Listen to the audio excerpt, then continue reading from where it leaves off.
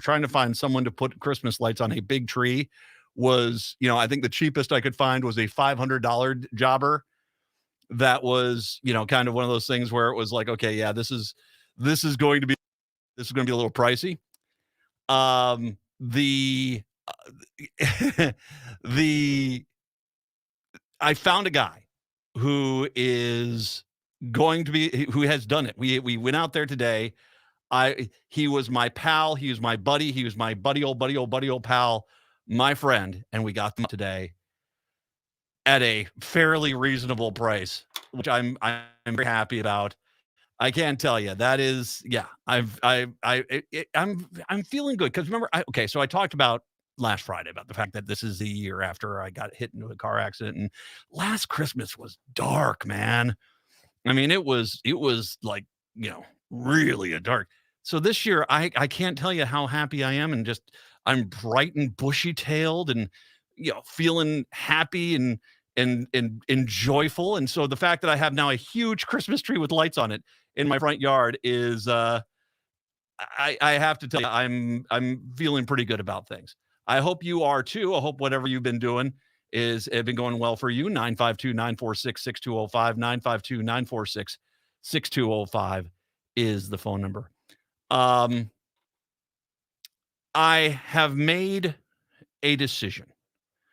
I have made a call. I have made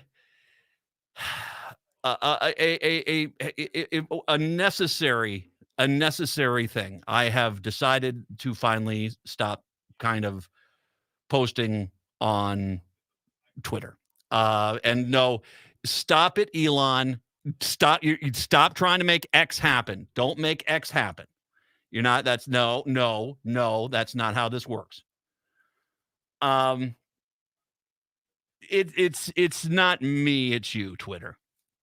So I want to take you back in time. I remember when I first signed on to Twitter, and for the most part, it was relatively pleasant. It was your pretty standard social media page. It was really in late 2015. I remember it distinctly changing, and the way how it basically went from something that was somewhat enjoyable to to basically to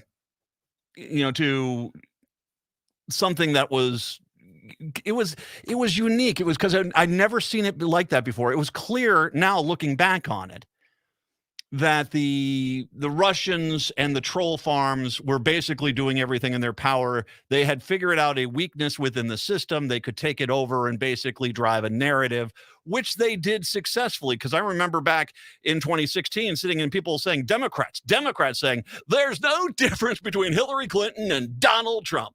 And I'm like, what? And what they learned is, I think they were on the front cusp of, oh, these people are addicted to this stuff. They're addicted to the social media. They basically are looking at it 20 hours a day. And so if we basically start brainwashing them through social media, we can basically convince them to do anything we want. And they did. They convinced a lot of people to not vote. And they convinced a lot of people that Hillary Clinton somehow was worse than Donald Trump. And there you go. And it became a cesspool, and it was bad. And I mean, we'd established it, and I stayed on. I mean, at that point, it wasn't. There was still some level of control there. You didn't see the obscene amounts of racism and bigotry that you saw in other places, in other, in kind of these, in like Reddit and stuff like that, and some of these other places. I mean, what's the one social media page? Is it Discord for video game guys? Yeah, that's Discord. Yeah, I was hearing the stories from female gamers on that. It was sounded horrible. But there still seemed to be some level of control outside of they allowed Trump to basically have free reign out there because it brought in the viewers. I remember when they kicked Trump off at around January 6th, and they kicked him off Twitter, and they realized that they had been the enabler of a lot of evil things that have happened. And for about 2 years there, it was a nice little reminder of what Twitter was back pre-2015. It was relatively decent, discussions again. The timeline, my DMs were not, not brimming with horrific nature of ugliness. And I didn't feel icky. You didn't feel icky after spending 15 minutes on Twitter. Uh, you know, all that immediately changed when Elon Musk took over. I don't know if he took it over. My initial thought, my primary guess is when Elon took it over, it was because basically he was a small, tiny, tiny little man that didn't like anyone, basically criticizing him. But at the backside of it, when you looked at the people that were helping to finance the purchase of Twitter and encouraging him to buy Twitter, there was this extremist far right pro fascism element that was there that kind of kept gnawing at the back of my brain. But as I said to myself, it doesn't seem like these people have the best intentions in heart, that this could actually be another attempt to basically subvert the public and convince people that indeed the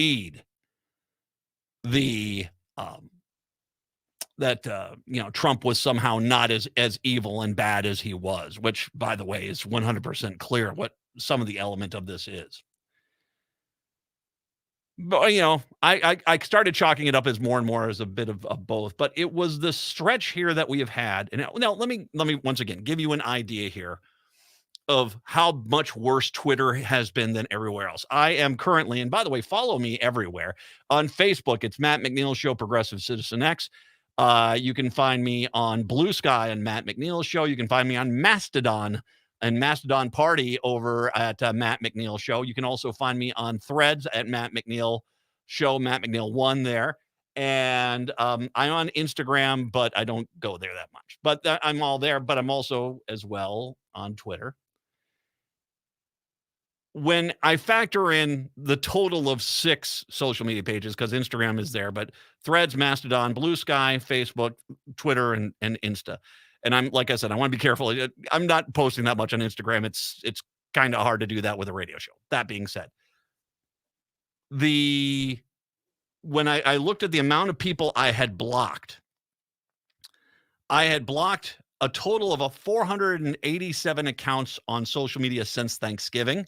Since Thanksgiving.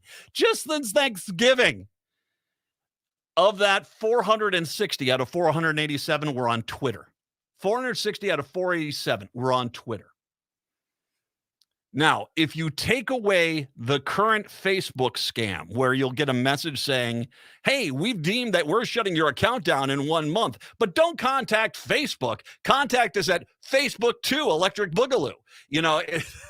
That one is, at RussianHackFarm.com. That's you don't go to Instagram. Come to us. We take care of you. I gotten rid of all those. If you remove those, the total amount of blocked people is 460 out of 462. Almost all Twitter. It's a stunning level of bigotry and racism. I compare it to being in a hotel for a convention for business. At the same time, the same hotel is hosting a convention for the KKK and Nazis. And so no matter where you go, you're kind of interacting. You're seeing Nazis and the KKK and racist and bigots and stupidity everywhere you go. And there is no real downtime. You're just dread your entire existence anytime you're in that hotel. That's what it feels like. That's Twitter. I think the reason why most of us were hesitant to bail on Twitter, that have been bailing on Twitter, is because of followers. I have 4,000. I had 4,000. I dropped quite a bit because I think people, after this latest stunt this last weekend with Alex Jones, I think a lot of people left. But I was up to 4,000, and it takes you a long time to cultivate a following like that. So it's not easy to walk away from that. He endorsed an anti-Semitic post. And that's when I realized, okay, yeah, this is not going to get better. This is when I realized this was like looking at a loved one who is in a serious drug addiction, and you keep hoping they're going to pull out and they're going to get better and they're going to get clean. But then you come to the realization is, no, this person, there's not much that's going to save this. That's kind of when Elon did that and he endorsed the anti-Semitic comment and then doubled down on it. that's when I realized, yeah, this is going bad. I made the point at that moment. I said that when I got to 1,000 followers combined on Blue Sky, Mastodon, and Threads, which are my three lowest I've got like 8,500 on Facebook. Yeah, I don't get it. But still, 8,500 or so on Facebook. If I got to 1,000 on the other three, I said, good enough, I'll cancel it. But then came that bizarro interview he did with, I think it was CNBC, Elon Musk did with CNBC, where he starts yelling at and swearing at the head of Disney, Iger. And if you watch that dude's not mentally well. That Elon, there is something seriously wrong here. And I don't know if this is just his ego is being crushed because, he's one of these guys that he buys an idea and it becomes a hit. He then convinces himself that the idea never existed before he showed up. And to have that kind of come crashing down on him, and where he basically is can't get away from the fact that he has been the failure, particularly with Twitter, that 44 billion, if it's worth 4 billion, his own internal estimates say 4 billion. My guess is that thing is worth at most $1.5 billion, maybe 2 billion. He has been a disaster at managing it, and it's showing. I think he's cracking. But it was some things that he did this last weekend that finally had me saying enough. I'll come back, talk about that. It's the Matt McNeil Show. I got a strong shiver rolling up.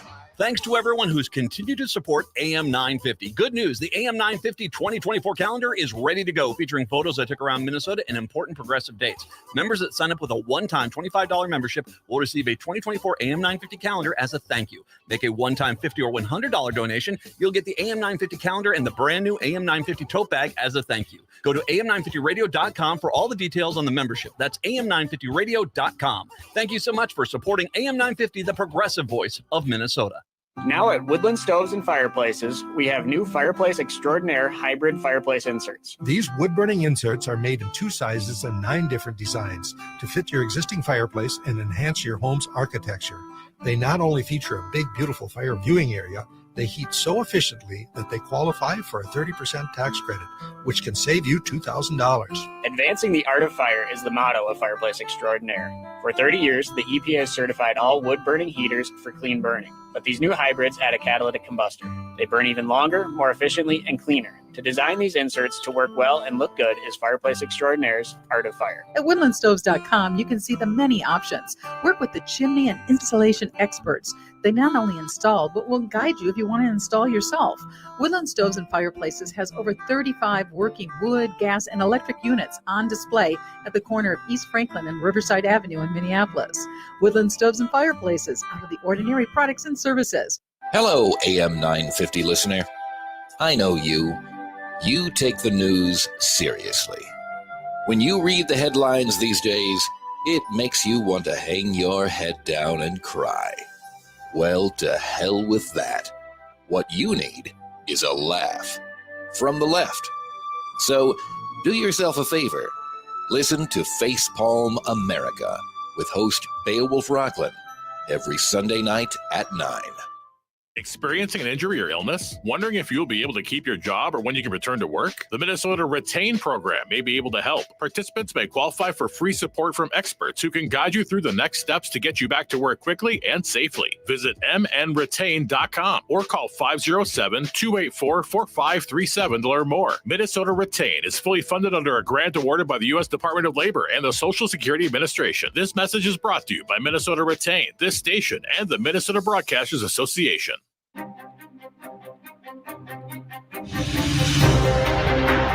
Did you know Ghostbox Radio with Greg Bakken airs 5 nights a week at 10 p.m.? That's 5 nights of talking about ghosts, ufology, Bigfoot, and so much more. We're talking about the paranormal every Monday through Friday with some of the most trusted names in the field. Join us and step into the unknown with Ghostbox Radio with Greg Bakken, Monday through Friday at 10 p.m. Only if you dare.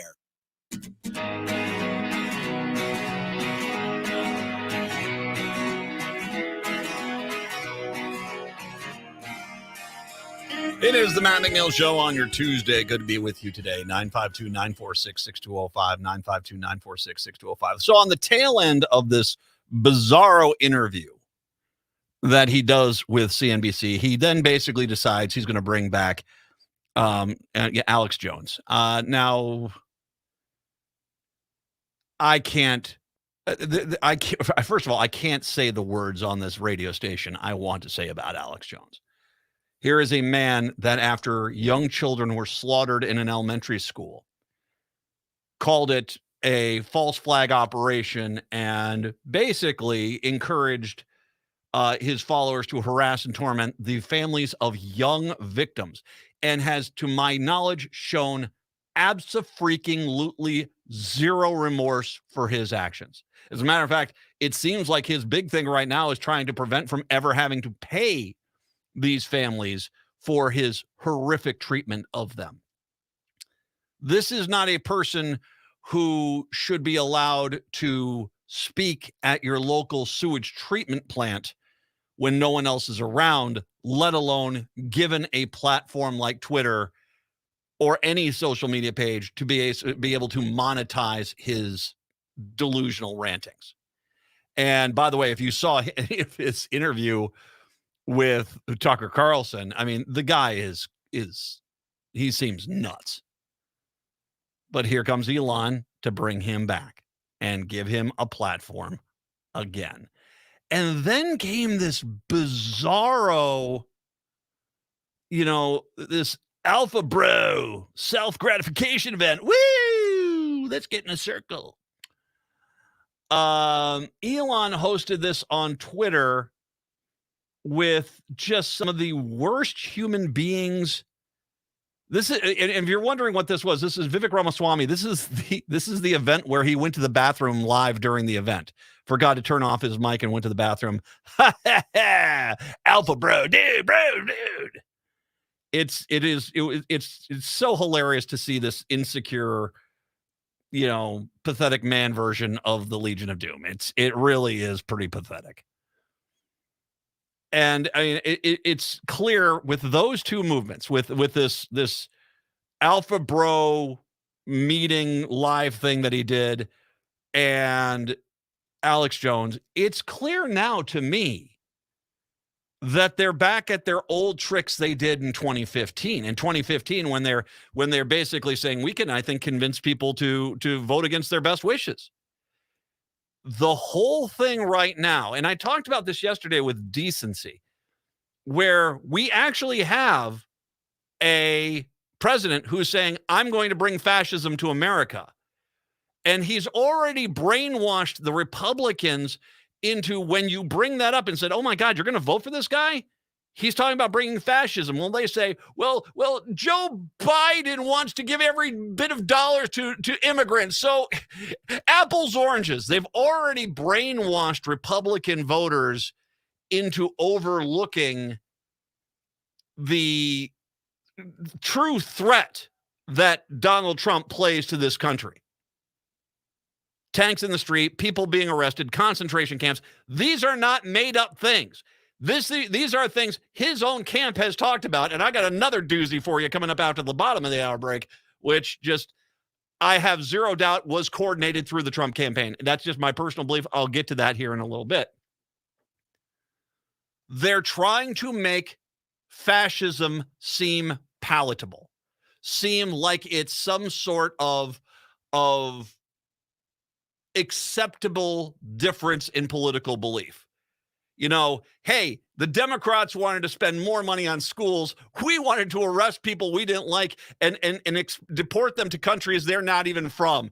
You see, apples, oranges. And that's what they're trying to do. And I've said this for a long time here. Chicago, welcome aboard. Your two choices, even if you do not like Joe Biden. Joe Biden is an Arby's beef and cheddar sandwich. It might not be your first choice, but technically it's still food. It might not be the meal most people want. Hey, I'm okay with an occasional beef and cheddar. But that being said, that's at least food.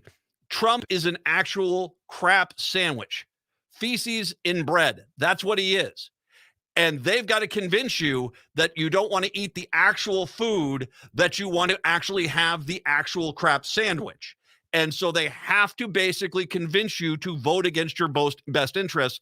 And this whole thing with Elon Musk, it seems like the whole point is to basically get back to a revisit of 2015, where you basically are using social media to convince a large swath of people that enough is enough. And that is it for me. I'm not going to be part of this crud again. And part of the problem is, and for everyone out there, it's like, well, it's fun. That's you doing. If you have your thing up on Twitter, if you are there, and once again, Elon, stop trying to make X happen. X ain't going to happen. It's Twitter. You drive people to that site, then no matter what, you are somewhat culpable for what they're trying to do.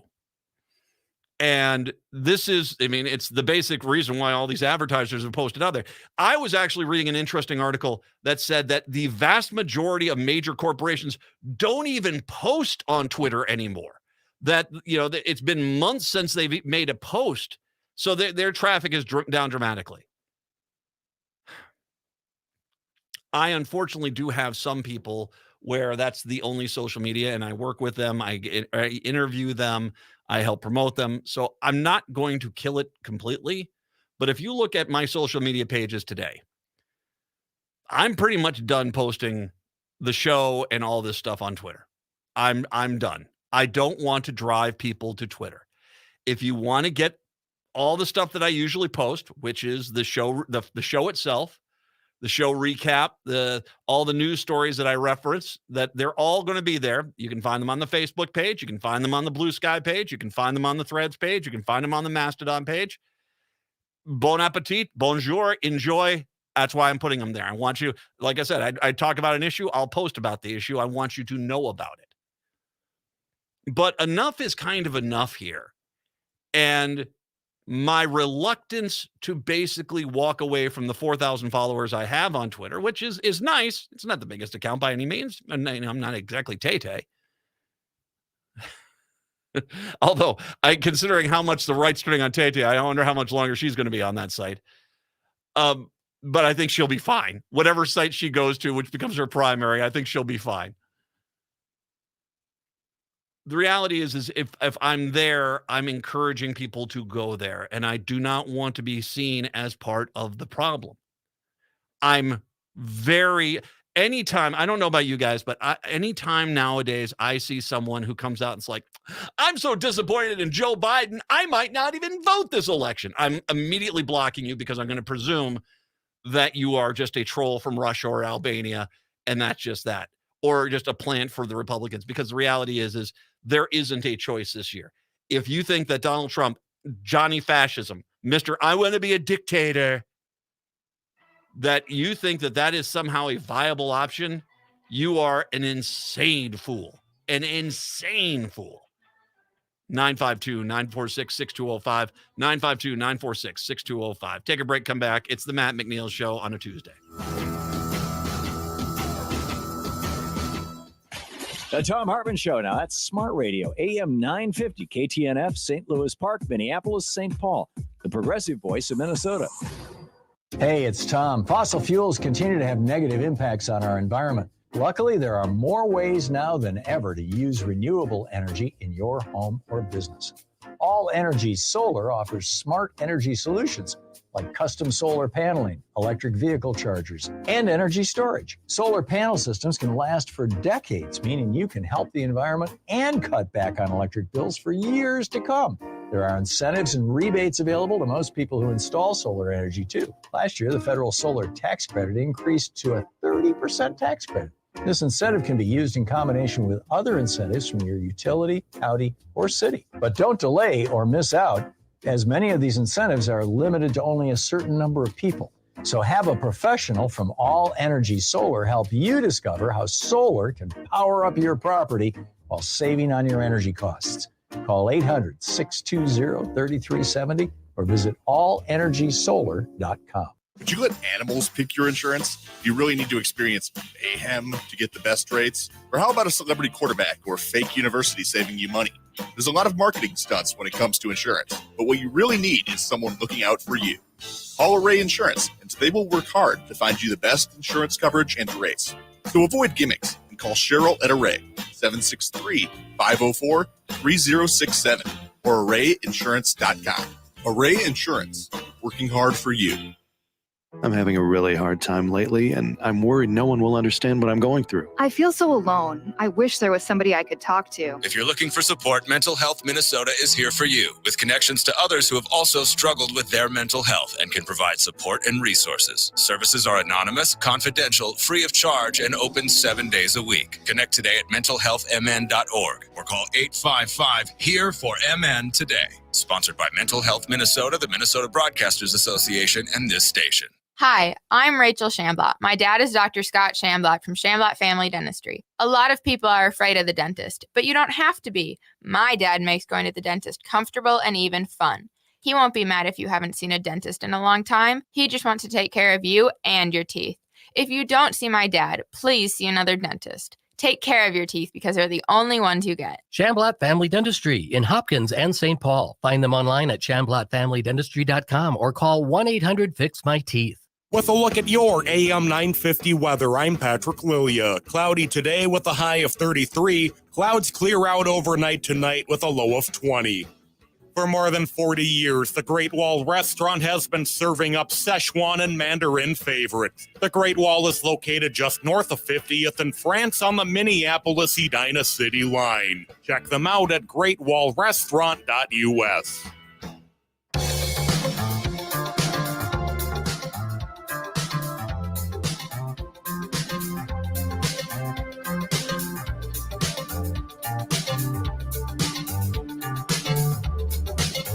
Broadcasting this evening on WCPT 820 Chicago's Progressive Talk, and this afternoon on AM 950, the Progressive Voice of Minnesota, it is the Matt McNeil Show on your Tuesday, 952-946-6205, 952-946-6205. So one of the things that I mentioned is Trump as a dictator. I don't know if you've heard his talk and his team's talk and these things. But Sean Hannity, he had a sit-down interview with Sean Hannity, and Hannity himself was like, okay, it's time for you. He gave them the softball of all softballs to try to get him to walk back his talk about being a dictator. And it didn't exactly work. I'm going to be dictator for one day. One day I'm going to be a dictator, and I'm going to do the border wall, and I'm going to drill, and dictator. And even Hannity was trying to well, sir, that's not a dictator. That's just, that's, you can pass, presidential things, nope, dictator, one day, dictator. Colbert last night, after he returned from his burst appendix, and he made the point and said, yeah, that's how it works. I'll be a dictator for one day, and I sure will release power right after that. So, you have to be careful here. And Trump today is now, because a lot of Republicans, and far-right Republicans are like, okay, no, we're not going to go along with this dictator talk. So now all of a sudden Donald Trump's like, I was joking. You know me, Johnny Comedy. Ha, ha, ha. Funny guy. Now watch me smash a watermelon with a hammer. Yeah, that's your guy. Republicans, that's your guy, man. So yeah, he's lying. He's lying. He's not telling the truth. He's lying. So I got to tell you, there's a story that came on out, and this is horrible. What I'm about to read to you is horrible, but I think there's method to the madness here. I'll get to that here in a second. Last year, Donald Trump dined with two anti-Semites, Kanye West and Nick Fuentes, at his Mar-a-Lago resort and residence, drawing massive outrage while revealing to many Americans for the first time who Fuentes is: a white supremacist, Christian nationalist, anti-LGBTQ authoritarian extremist who supports Trump's America First doctrine. He is truly kind of a horrible guy. in his live stream show on Sunday titled "The Great Replacement is About White Genocide," Fuentes called for the death penalty for non-Christians. According to Right Wing Watch, there's video. Anti-Semitic, white nationalist, Christian fascist Nick Fuentes says when his America First movement takes power, all non-Christians will be executed. There has been, they've located the full video. They've published the longer version of Fuentes' remarks. There is an occult element in the high levels of society, and specifically among the Jews. Whatever I see, that stuff, that just makes me want to proclaim louder and more firmly and more rigidly that there is nothing other than Jesus Christ, no pagan stuff, no false gods, no deities, no demons. It is Jesus Christ. We need to stay saying his name, Fuentes said. I got news for you. Just as a Christian, Jesus ain't on your side there, Fuentes. I'm just going to say, yeah, no, he's not on your side. It's the name Jesus. Talk about it. Say it. Pray to him. Talk about the sacrifice on the cross. That's the answer, because so many of the people that are perpetrating the lies and the destruction of the country, they are evildoers.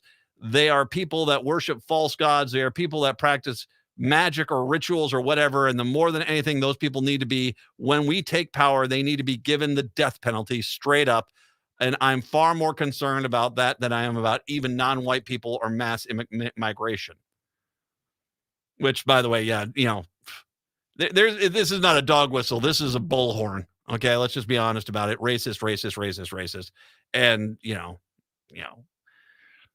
let's start cleansing the very Spanish Inquisition. Let's start cleansing the earth, or Salem witch trials, by anyone who we deem not to be the right kind of religion. These people that are consuming with demons and engaging in this sort of witchcraft and stuff, and these people are suppressing the name of Christ and suppressing Christianity, they must be absolutely annihilated when we take power. I'm not calling for political violence, but that cannot have any quarter in our society. Well, you're calling for the execution of everyone who's not a Christian. So,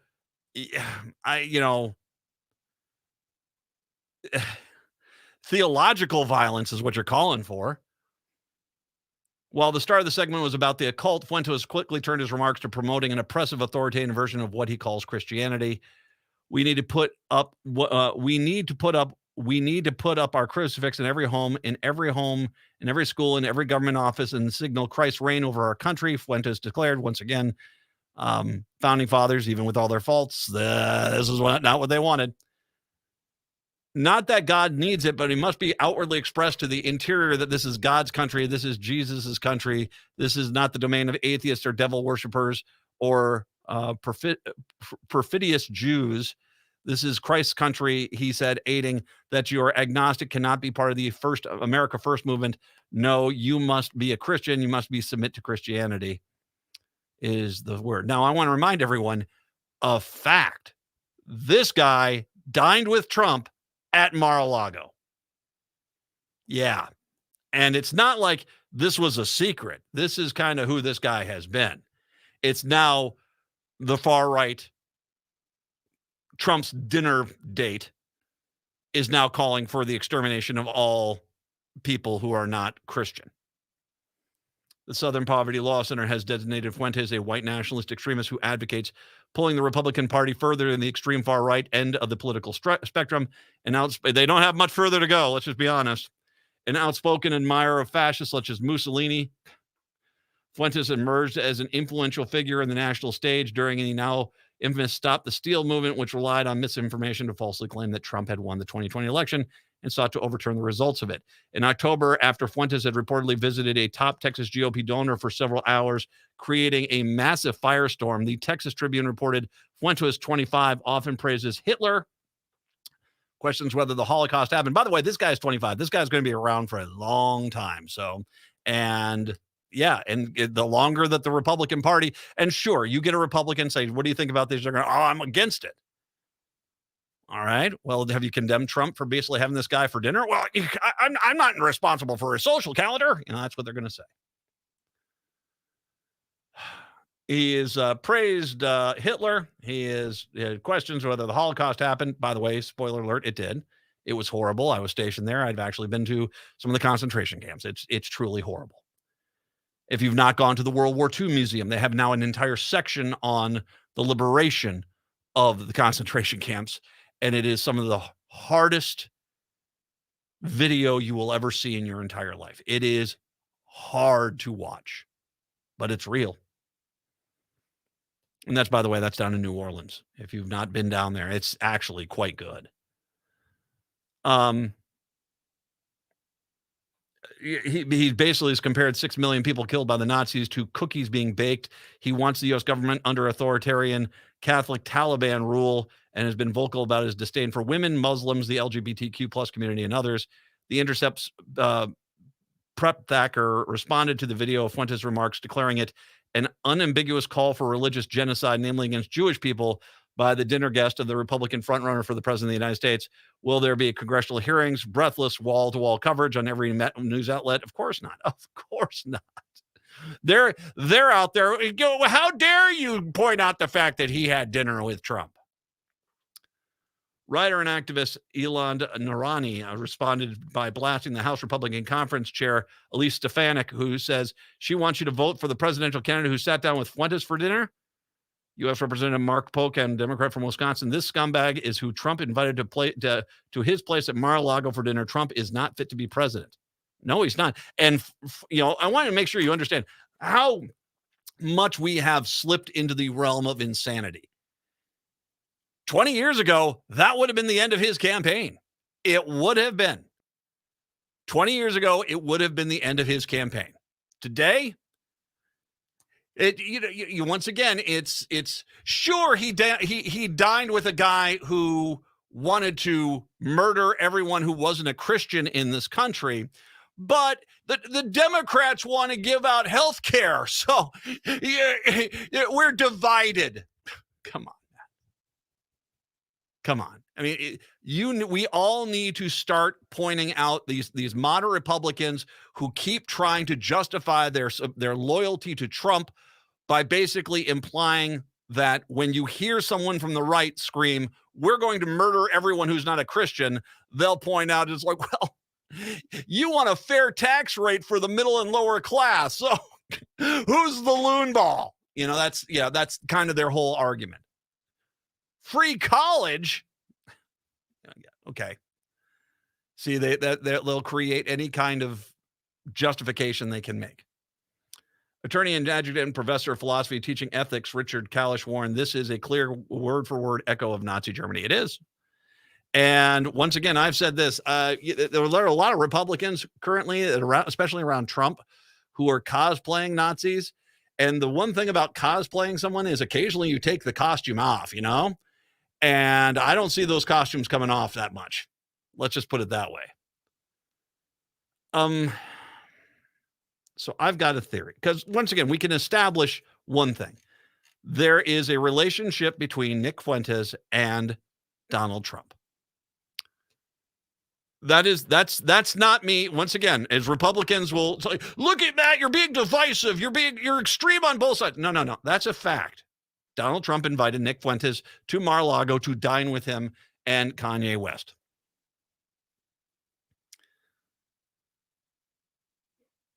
Trump is trying to unbury himself from this whole dictator for a day talk. So I actually am of the mindset, did someone from the Trump campaign team contact Nick Fuentes and say, we need you to say something, and by the way, it doesn't need much encouragement here. Let's be honest about it. We need you to say something so extreme and outrageous, it makes Donald Trump's "I'll be a dictator for a day" comment seem like it was quaint. Because I kind of get the feeling that's exactly what happened here. Is that hey, look at me. Sure, I said I'd be a dictator for the day, but I'm not like that guy. That guy over there is crazy. Dead serious. I'm actually wondering if this was coordinated. If this was, some attempt to... Trump was always very good at that. When bad news came down, if he had to, he would walk into the White House press office and jam a freaking crayon up his nose to get people to stop talking about Stormy Daniels. It just, seriously, the guy was he knew that if basically he started eating a tub of paste in front of the media, that no matter what bad news was there beforehand, he could control the news cycle because, oh my God, the president of the United States is eating a tub of paste. And so how do he needs to basically offset his own mistakes. So he comes on out on basically at the same time he's out there. I was just joking about being a dictator. You can trust me now. Wink. To all of a sudden have, look at this guy over here. Boy, oh boy. Thank God I'm not an extremist like him. Everything in the next year is going to be to convince you that Donald Trump is somehow a viable option. I have said this. I'm going to keep saying this. And we've got to say this. There is no choice. You're voting for Joe Biden. I get it. You wish you had a third party. It's not going to happen. There's not going to be a third party candidate. It's either Joe Biden or Donald Trump. And so you need to vote for Joe Biden because this guy is literally crazy. And don't get me wrong. There are some things about Joe Biden I don't appreciate. But you think you're crazy if you don't think I'm going to be there as early as I can on Election Day voting for Joe Biden. Because if that clown car gets back into the White House, I can imagine the amount of people that are going to be dead in this country. It's scary stuff. We'll take a break. Come on back. 952-946-6205. 952-946-6205. It is the Matt McNeil Show on a Tuesday.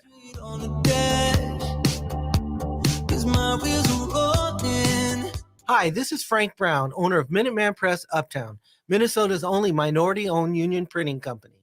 And I have big news. We've moved. Our new building in North Minneapolis is much larger with state-of-the-art equipment. That means we can get your projects done faster. We're on Washington Avenue North off I-94 at the Dowling exit, which allows for quick pickup and drop-off with plenty of free parking. And yes, we still print everything. I moved to MP Uptown because as a Black business owner, I want to be in North Minneapolis and help provide jobs. At MP Uptown, we pay above living wages, hire people who have made mistakes in the past, and believe in social justice. We have over 175 Google reviews with a 5-star rating. Let us handle your next print project because when you support our business, you support the community. Call 612-870-0777 or visit mpuptown.com. That's mpuptown.com. We print everything. The AM 950 2024 calendar is here, and we have a brand new thank you you're going to love. A meet and greet with me, Matt McNeil, and other hosts from AM 950. Become a sustaining member of AM 950 with a recurring monthly payment of $50 or more, or make a one-time membership donation of $250 or more. And not only will you receive the AM 950 calendar and the AM 950 tote bag as a thank you, but you'll also be invited to an exclusive thank you, the meet and greet. For more details or to sign up to become a member, go to am950radio.com. That's am950radio.com. It's an absolute must for any true foodie. Vinaigrette at 50th and Xerxes in South Minneapolis offers premium oils and vinegars for the most discriminating of tastes. This is Sarah Piepenberg, owner of Vinaigrette. We bottle on site, there's no guesswork, and you get to taste test each and every oil and vinegar we offer. Our direct relationship with the growers ensures an uncompromised level of satisfaction. When you need to know you're cooking with the finest ingredients, first contact the independently owned Vinaigrette, 50th and Xerxes in South Minneapolis. Online at vinaigrettemn.com.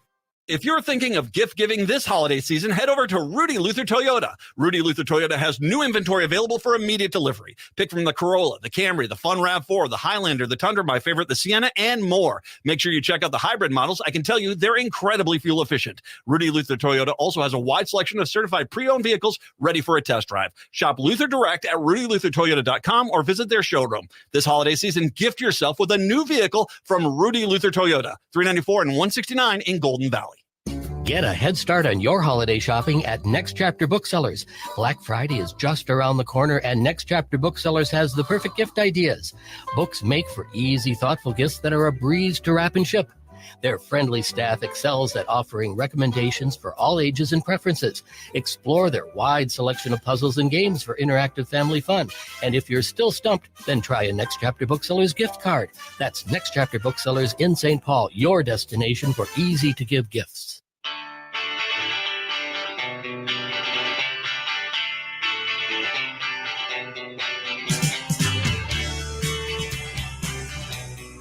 Matt McNeil Show on your Tuesday, 952-946-6205. By the way, I think we have finally figured out why Trump is terrified of Jack Smith.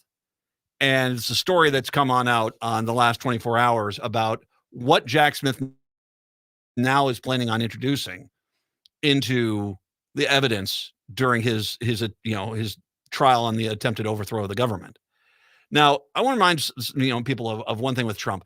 He is not trying to defend himself or his actions. His entire argument is, you can't hold me accountable.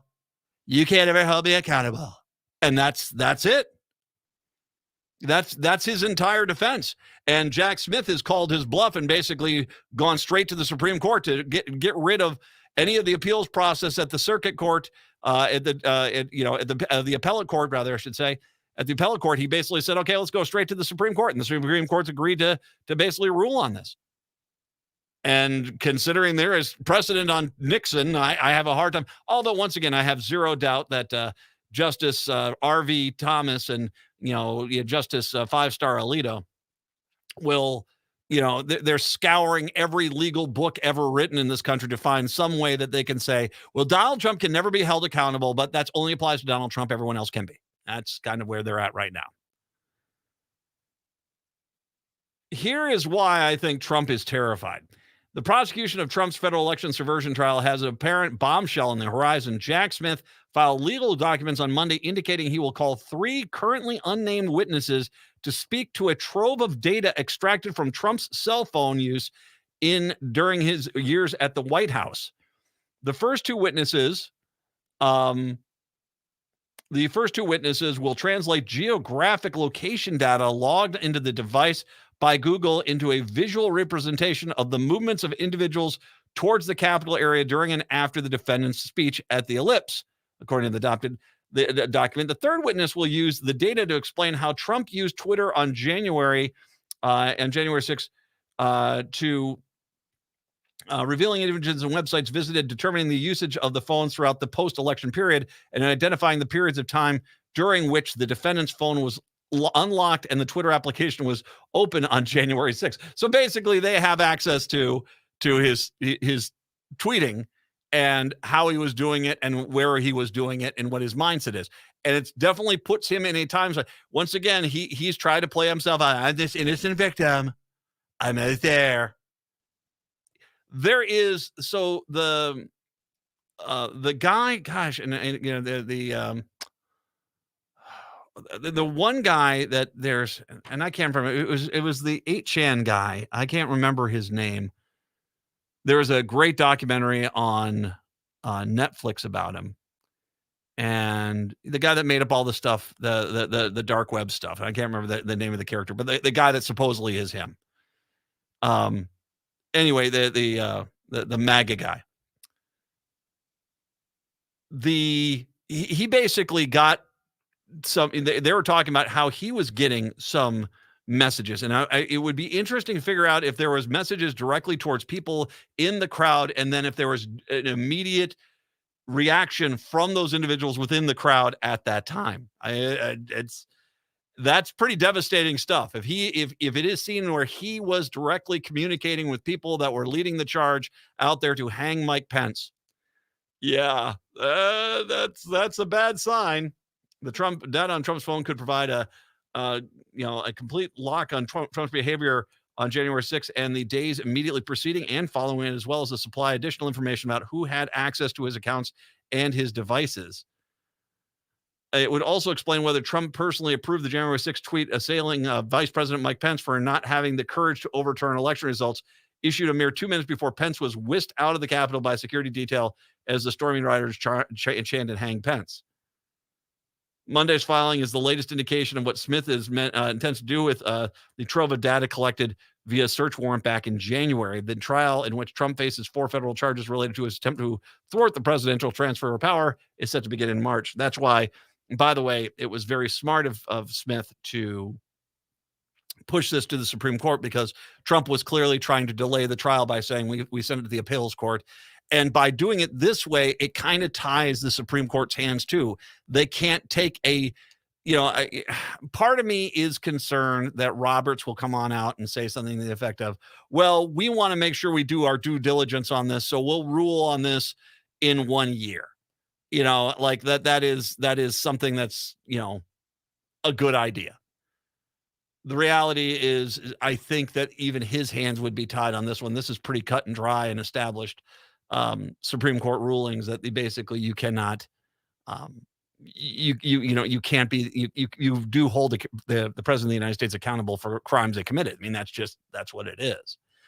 Speaking of holding people accountable for their crimes, in 2020, Republican Robert Spindle Jr. was among the fake electors who tried to help then President Trump overturn the elections. Spindle is a member of the Wisconsin Election Commission. If Wisconsin Secretary of State Sarah Godlewski has her way, he won't be for much longer. In a letter Monday to Wisconsin State Senate Majority Leader Devin LeMahieu, a Republican, Godlewski called for Spindle to be removed from the Wisconsin Election Commission because of his actions in 2020. I find it abhorrent that the election commissioner, Robert Spindle Jr., knowingly submitted, because it should be reminded, the Wisconsin fake electors, basically to save them from being prosecuted, basically admitted they lied, that Biden won, they knew it, sorry, our bad, and we won't participate anymore. The fact that this guy is currently part of a larger coordinated effort to overturn, serves on the election commission, even though he's part of a larger coordinated event to overturn the will of the people, that's pretty disturbing. But it is Wisconsin. I mean, come on, it is Wisconsin. That is a state that, funny story for Chicago folks, back when the Wisconsin went to the 7th circle of hell, the Minnesota was in the same situation. They were desperately trying to get a Republican governor up here. We had an independent candidate that did draw away enough votes for the Republican, Tom Emmer, at that point. And basically, at that point, Mark Dayton won the governor's office. And so we avoided the chaos that was Wisconsin, because, Wisconsin has just been a mess ever since, an absolute mess ever since. And the fact that these guys themselves haven't removed this guy from the election commission just tells you everything about the Wisconsin Republican Party and their desire to do whatever they takes to hold on to power. Good evening, Chicago, Minneapolis, St. Paul, hour 2. That's up next. Hi, I'm Kelly Kirk. I'm Chad Larson. And I'm Joe Kirk. Your hosts for Searching for Service. Tune into Rotary's influential show and podcast, sharing touching stories of service locally and abroad. We bring you weekly guests that connect, inform, and inspire our listeners on all things service. We highlight diverse service opportunities that appeal to both Rotarians and people driven to serve in their communities. Tune in Sundays at 3 p.m. or anytime via podcast. It's time to stop searching and start serving. The local advertisers you hear on AM 950 are the lifeblood of the station. If you find yourself regularly tuning in, or if you appreciate the diversity of content we deliver, please take the time to support our advertisers. Even if it's just to thank them for backing AM 950, your voice and support can go a long way. Help keep the station going strong while investing in our local community. Find the complete list of on-air supporters by visiting the advertisers page at am950radio.com. That's am950radio.com. Hey, Minnesota, it's your favorite sexy liberal. Join me and my fellow cohorts in liberal justice weekdays from 8 to 11 on AM 950 KTNF, St. Louis Park, Minneapolis, St. Paul, the progressive voice of Minnesota. AP News, I'm Ed Donahue. Ukrainian President Volodymyr Zelensky has been in Washington today on Capitol Hill and now at the White House. On Capitol Hill, Zelensky tried to convince Republicans in Congress to approve more aid for his country. People need to be confident that freedom is secure and strong enough to win. But Republicans want a big boost in money for border security in exchange for more aid for Ukraine and Israel. South Carolina Republican Senator Lindsey Graham says this isn't political. I'm not holding the border hostage. I am trying to secure a border that's broken And I understand what happens if Ukraine fails, but my Democratic colleagues are in denial about the threats we face as a nation from a broken border. Oklahoma Republican James Lankford says there was nothing Zelensky could say during his visit with senators to sway the outcome. The UN General Assembly voted overwhelmingly to demand a humanitarian ceasefire in the Gaza Strip. U.S. Ambassador to the UN, Linda Thomas-Greenfield, says it won't mean much. So long as Hamas remains driven by its murderous ideology, any ceasefire right now would be temporary at the best and dangerous at worst. President Biden is speaking out about the Israel-Hamas war and warning Israel is losing international support because of what he calls indiscriminate bombing of Gaza. A Georgia election worker has testified she feared for her life as she received a barrage of threatening and racist messages fueled by Rudy Giuliani's false claims that she and her mother rigged the 2020 election results in the state. She testified at Giuliani's trial. The school says Harvard President Claudine Gay will remain leader of the prestigious school following her comments last week at a congressional hearing on anti-Semitism. Gay came under intense scrutiny following the hearing, in which she and two of her peers struggled to answer questions. The Dow finished up 173 points. This is AP News. Thanks for calling Discover. This is Anjali. Hi, it's Jennifer Coolidge. I just got an alert for a strange charge on my card. No problem. We make sure you're never held responsible for unauthorized purchases on your Discover card. Let's see. Did you purchase something from a t-shirt cannon store yesterday? Absolutely not. No, I already have like 3. $0 fraud liability guarantee. It pays to Discover. Learn more at discover.com/credit card. Limitations apply.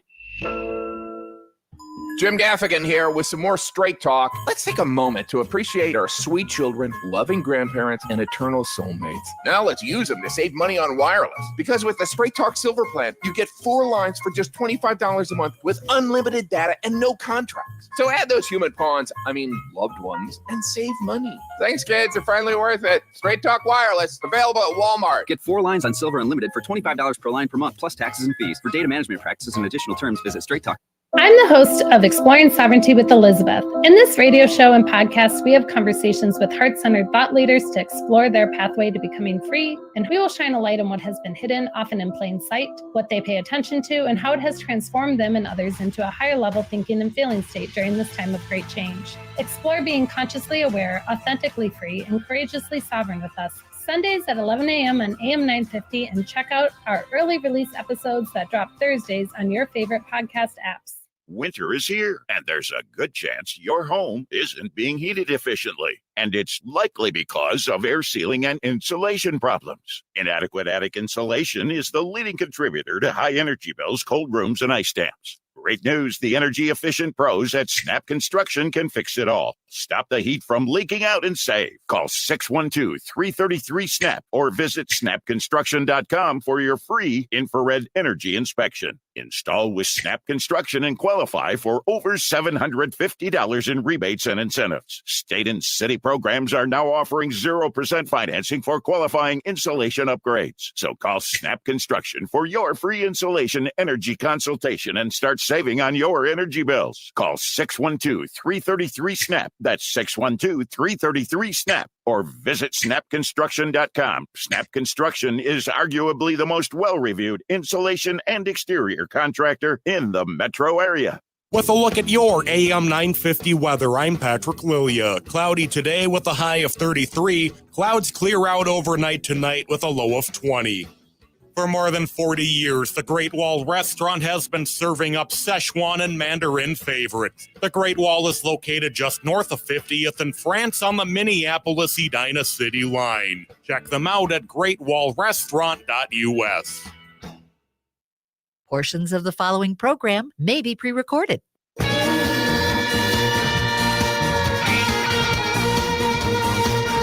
Hour number 2 of the show here on your Tuesday. Matt, Patrick, Brett here. Hi, Brett. How are you, man? I'm doing good. How about you? I found a guy to do that tree for $200, man. It's not $500, not $1,000 over every year for 2 years. Nope, $200. And I said, okay, I'll do it.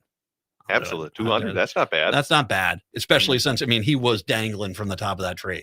That was not a cherry picker. That was a ladder. And I mean, I was like, wow, that's kind of how that happened to my back, man. It's like, good luck. I'm sitting there the entire time with my phone ready to call 911 in case there was a problem. But I'm not gonna miss this. Yeah, that still is a lot of money. And for the average family, that's still more money than the average family has for the entire Christmas. I just, it's for me, there is this push that I've got to make. It's like I've been visited by 3 ghosts, man. This year after last year, this year I am destined to make a quality Christmas. And so I'm going to make that happen. I hope so too. Yeah, because that was not good last year. Although I still have all those drugs from last year. That was good fun. Stocking stuffers. Hey, as long as they're for me and Patrick. No, someone has to keep the show going right here. Matt's tip for police: if you see a car driving down the road with an ATM chain behind it, you might want to pull them over. One of Minneapolis's biggest and most, excuse me, I'm reading the wrong story here. This happened this morning, actually. There was indeed an attempt here. Several people suspected of attaching a bank's exterior ATM with a chain to a pickup truck and dragging it away were arrested a few hours later that day after a standoff in a nearby hotel. Now, more than likely, there are gangs of people that do this, and they go across the country, and they come across, I think it's certain ones, because most banks, I think, have replaced their ATMs to where you're going to pull the back axle off the truck before you're going to pull that thing out of the ground. That's what I was wondering what would happen if you tried that. Well, I think so. What it is it's like when you go to a gas station, they have like old style gas pumps. It's like, wow, I haven't seen ones like this in a while. It's that sort of thing. It's the ATMs that they haven't. So they're out there looking for those. That's at least the when you take a look at the bank, what was the Great Southern Bank? So it doesn't sound like a big chain bank. This could be an older ATM. So apparently their interest was piqued when they saw the chain to a pickup there. Deputy Police Chief Joe Adams told Star Tribune the FBI is looking into the incident because it has the hallmarks of the Texas-based hook and chain gang and has been pulling off these heists elsewhere in Minnesota and other states. Police responded about 4 a.m. to the alarm at Great Southern Bank at 1875 County Road B2, saw a pickup truck yanking an ATM off the ground. The driver fled, soon crashed, allowing police to capture one of the suspects, but the other 4 ran and holed up in the nearby Key Inn on the 2500 block of North Cleveland Avenue. When you're in town, stop at the Key Inn. The standoff ended at about 7:30 this morning. The 4 arrested without further incident. Adams said the ATM has been recovered. He noted the criminal tactic has been employed in recent years with increasing prevalence and been used in August and September in cities including Green Bay, Columbus, Georgia, and Decatur, Alabama. The national business consulting firm based in Oregon, Cook Solutions Group, said this method of theft typically occurs between 11 p.m. and 6 a.m. when there are a few people around. You have to have, the amount of noise you're going to make on something. Yeah, you're not doing that in the middle of the day. Yeah, you got to do that overnight. These attacks cause significant property damage with financial losses. To prevent hook and chain ATMs, various strategies and security measures were deployed, such as installing anti-ramming bollards. Look, very, very medieval. So it's good to know that if Charlemagne comes over the hill, we're good on those there. Also reinforced ATM enclosures and enhanced surveillance of ATM locations. I told you about going to the post office in Vegas, right? Oh, yeah. So they don't, Patrick, if you ever go to the post office in Vegas, you can't mail. No longer can you mail outside. Like you go to a lot of post office here, there's like a outdoor drop off. In Vegas, so many people were trying to rob those. Of course, when they had the original ones, those got yanked out of there really quick. They encased it in concrete and someone rammed into it and stole it from that. Then they encased it in a block and someone blew dynamite, apparently not realizing that when they put the dynamite in there, it was going to blow up the mailbox. So now you have to go in. And if you go into the post office in Vegas, downtown Vegas, that is like going into a Swiss freaking bank. You got to go through a tube, you go through, and there's one of those glass things where no one can like reach a gun underneath it or anything like that. You just basically have to, I just want to mail a postcard, dude. But that's the Vegas post office, man. That is disturbing. But this is how they do it. And I hope they caught the actual gang. It'd be nice if they did. Yeah, these guys have been causing a lot of damage, it sounds like, and I imagine if they're going to keep doing this, someone's probably going to end up injuring themselves. They're going to run into an ATM that wasn't the style they thought it was, and yeah, it's going to go south. It's going to pull off their axle. That's what's going to happen. All right, so one update from the story yesterday, because we have to kind of talk about this. You heard us talking about Marvin Haynes. This is the guy that was released after 20 years in prison. Oh, yeah. Mm-hmm. So no evidence. There's no physical evidence at the crime scene. This was a shooting of a flower shop guy. The one eyewitness said the individual was 180 pounds, 6 foot tall, and had short hair. Marvin Haynes was 150 pounds, was 5'7", and his hair at the time the police arrested him was a big bushy afro. They specifically used a mugshot of him from 2 years earlier when he had shorter hair to match the eyewitness claim, because it was clear at that point they didn't have the right guy. And we've talked about, not only is this a massive injustice for Marvin Hayes, who was sitting in jail for 20 years, but this killer is still out there because the police basically said, oh, black guy, good enough. And I have been very critical of the prosecutors, and I've been very critical of even the court-appointed public defender. How in the world did you not point this out, that this couldn't have been the guy? Because once again, no physical evidence, one eyewitness, and the eyewitness description didn't even match the guy, without them basically finding a 2-year-old photo that matched the description at the time. I do wonder, too, if the prosecution puts so much fear into the heads of the defense. Well, we got to take any sort of deal immediately, and maybe that's something that gets overseen, or a public defender that gets overworked. I mean, yeah, to me, that just seems so obvious that, yeah, the mugshot is from 2 years ago and he's completely different. You would think someone would notice that. So I asked the question in my mind, who was the Hennepin County attorney at that point? Haynes' case doesn't tell us anything about Minneapolis Police Department that we didn't already know, though the Times coverage reminds us that our police screw-ups, whether new or historical, are now national news. And as the story points out, the case renewed scrutiny on Amy Klobuchar, because she was for Hennepin County attorney for 8 years. Klobuchar's office issued a non-comment comment late Monday about Haynes. I got news for you. You need to explain to us how your office prosecuted a guy where clearly it wasn't that guy. It wasn't you didn't have the right. Your office prosecuted him.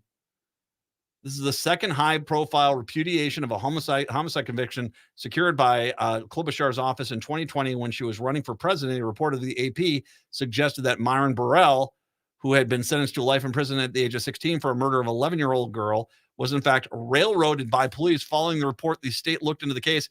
His sentence was commuted. The prosecution in both cases was Mike Fernstall, now retired, who has continued to maintain that Burrell was guilty despite the subsequent developments. Klobuchar called Burrell's release the right and just decision. Basically, we have to. Yeah, it was Amy Klobuchar. She was in charge when they prosecuted both of those guys, and those guys were clearly not the right guys. And it's there. That is the injustice. Not only are you just putting black guy in jail and making the individual you have in jail match the crime, but you're not catching the people that committed the crime. There's someone murdered the 11-year-old girl. Someone murdered her. Someone murdered the flower shop owner. Someone did this, and you didn't go find them because what? Laziness? Was it the mentality of, oh, good enough, nearest black guy, we'll make them the person? See, we've got results. They did. This is from the racket guys, and the racket guys did come in there that say they did decide to come back and give Klobuchar a little positivity. She has put forward the Fans First Act in Houston on Friday, being called the most comprehensive ticketing industry reform package to ever appear before Congress. The legislation would require ticket sellers and resellers to disclose the total cost of the ticket, including fees up front, also to break down the cost of the ticket and state whether they are the original seller or not. The bill also contains multiple consumer protection measures and punishments for those who break the law. Critics of the bill say that while the FFA banned speculative sales of tickets and the seller does not actually own, it does not prevent the use of concierge services or hiring people to stand in line for you digitally. So But at the same time, it's not just Ticketmaster saying, hey, give us a bunch of those tickets. We're going to resell them on the market. Well, I'm glad some of those critics are looking out for Ticketmaster because Yeah, who else is? Speaking of hiring people to stand up in line for you, I would take a good guess that, I wonder who hired those guys that have been critical of the bill. We have to come to grips with the fact that now this is 2 cases under Klobuchar's regime at the Hennepin County Attorney's Office that were not just wrong, which were comically wrong. Comically wrong just in the description of the case, horrifically wrong when you realize you put wrong people in jail and murderers are still out there running around. Senator, with all due respect, I'm a big fan. You're going to need to address this a little bit because oopsie doesn't cut it, nor does no comment. Yeah, I think more questions going to be asked. As you said, that's 2 of them. That is very concerning. 1 of them, you could say, well, maybe an oversight. 2, usually when there's smoke, there's fire, unfortunately. Well, the one yesterday, the Haynes one yesterday, dear Lord, that was, that is just such a massive miscarriage of justice. I mean, I can't even comprehend how anyone in that office went along with it. You need to explain that again, because the only positive ID happened because you took a picture 2 years older that had a shorter haircut, which matched the description of the person that shot him. Just hope back then it wasn't just, we need a conviction immediately to get something done. And yeah, you're just putting in the first person, you can convict. But you see, that's people in this, we want someone who's tough on crime. Well, are they tough on crime or are they railroading people in to take guilty pleas even when they're not guilty? Reminder, under Freeman with Jaleel Stallings, Jaleel Stallings knew that the body cam footage showed that he had done nothing wrong, and they were still trying to get him to get an 8-year sentence, still trying to get him to plead out to 8 years until he was found not guilty. And then all of a sudden it was like, no, we're going to release this footage, but passions are going to be high. You need to calm down. Really? Yeah, it's always a good sign. Speaking of news, Cooligan, kind enough to join you today. Yeah, I got a number of quick hitter stories we're talking about today, including Dina Winter's interview with the guy who took Mike Lindell up on his $5 million offer to disprove voter fraud. Yes. We're going to be talking about that, as well as Minnesota Republicans trying to oust their chair unsuccessfully and rather hilariously. And what else do we have today? Oh, yeah, we're talking about the deer hunt as well, and some numbers, which require a little nuance when you hear people saying, well, look, there's no more deer. It's all the wolves' fault. And yeah, there's more to it. Yeah, I saw the maps. We talked about that yesterday. Hey, maybe you just suck at hunting. Hey, have you thought about that? It might be that. Okay, Patrick Cooligan with Brett right here on AM 950. AM 950, the progressive voice of Minnesota. Brett Johnson with you here on a Tuesday afternoon. And today we are joined by the editor-in-chief of the Minnesota Reformer, Patrick Cooligan, who's going to be talking about some of the great stories they've been working on over at minnesotareformer.com. As today we're going to be talking about some data from the deer hunt and what we can learn from that. We are also going to be talking about the guy who took Mike Lindell up on his offer of a $5 million reward to disprove his claims of election fraud back in the 2020 election cycle. We'll also be talking about Minnesota's very complicated grant systems and problems with the Minnesota Republican Party and their efforts to try to oust their current chairman, David Hahn. So lots to get to today. Patrick, thanks so much for coming back on. Always a pleasure.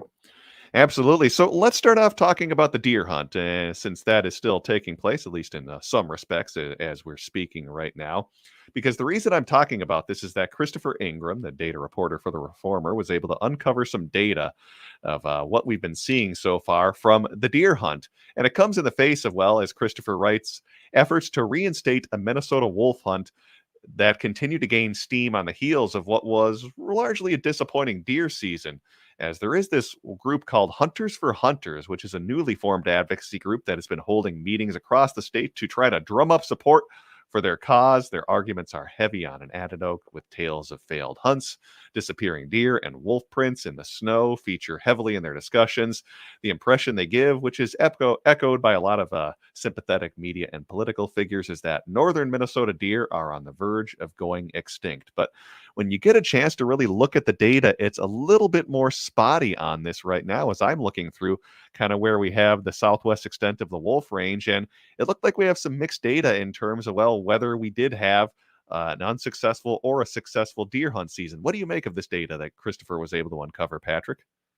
Yeah, I think that Chris's whole point, and he's now written a few times about this, is that all the anecdotes of hunters, which have been parroted by politicians and sympathetic media figures, they don't actually reflect the reality as we have from deer census figures and what we know about how many deer were actually bagged in the recent hunting season.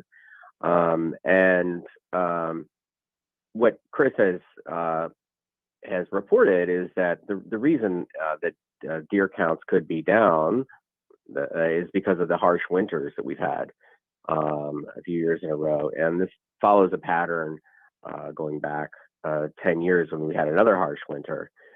Also, if you actually look at the numbers, there's some regions of the state where the numbers are actually up, and we've seen an increase in deer, and some of that has occurred in the regions where we would find wolves.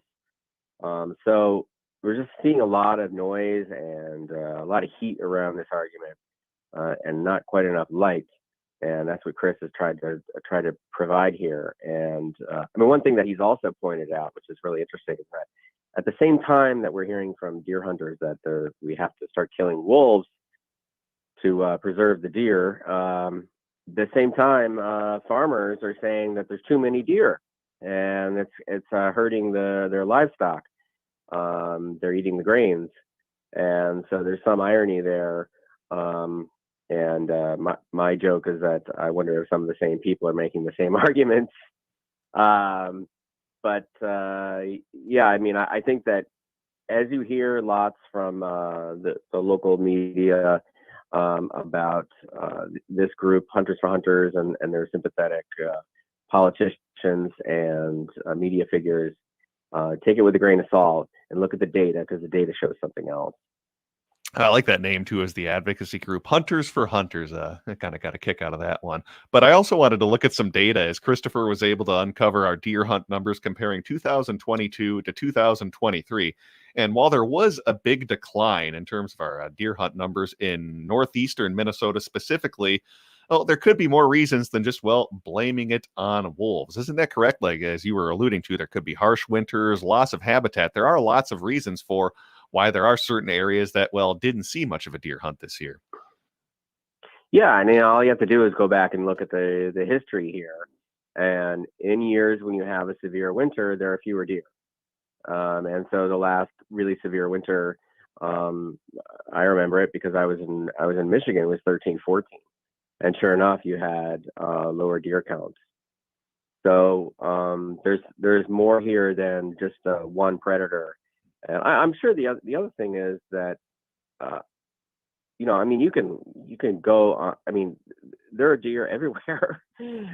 they're going through everybody's backyards. Now, granted, these folks that are complaining are in the far northeast Minnesota. But I think the idea that there's a shortage of deer or deer going extinct is a little hard to believe. Deer are well situated to survive and be prolific in this environment. I'll encourage you to go check out Christopher Ingram's article, Maps Reveal Where Deer Hunters Struck Big and Struck Out, because important to look at the data when you hear oftentimes politicians and advocacy groups sometimes maybe giving you data that isn't quite accurate or maybe a little bit skewed. Find that over at minnesotareformer.com. Well, let's move on and talk a little bit about Mike Lindell, because Bob Zeidman is a guy who took up Mike Lindell on his challenge of $5 million to anyone who could disprove his claims that the 2020 election was stolen. You might remember Mike Lindell making that offer a few years ago. Well, Zeidman took him up on it, and he's a guy who is well qualified to do it because he's a cyber forensics expert who has programmed computers for about 50 years. He was a pioneer in the field of software forensics and founded several successful Silicon Valley firms. So this wasn't just some guy sitting in his basement. He's very qualified. And what's interesting about this guy, too, is that he was able to disprove Mike Lindell's claims.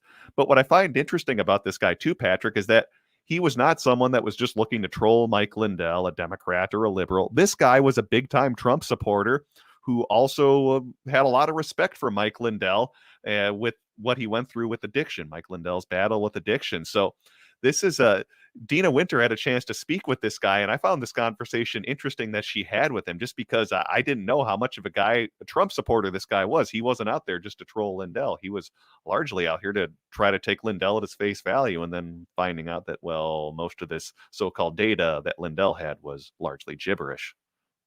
Yeah, so the listeners might remember that Dina, a week or so ago, published a story that was a great account of kind of hanging out with Mike Lindell and the frenzied life of Mike Lindell as he tries to end our reliance on election voting machines while also saving his pillow company. And after that ran, this gentleman reached out, and he really is kind of a unicorn and the last guy that Mike Lindell should have been going up against. Because as you say, he said he voted for Trump. He said he didn't like Trump necessarily, but he voted for him. He's clearly a conservative guy. He said he admired like Mike Lindell, who built a business and recovered from drug and alcohol, or is in recovery from drug and alcohol abuse and addiction. And so he goes there to this symposium that you may remember Lindell had in early 21, I think it was, or fall of 21. And he finds that the whole thing is just made up. And he makes this discovery, and he's almost disappointed. He figures surely Lindell is not going to give us a bunch of bad data. And it's not clear whether Lindell is kind of in on it or not. But the bottom line is he's proven that this trove of data is just gibberish. And now Mike Lindell, for this contest, prove me wrong and I'll give you $5 million, owes this guy $5 million. And of course, Lindell's now fighting it.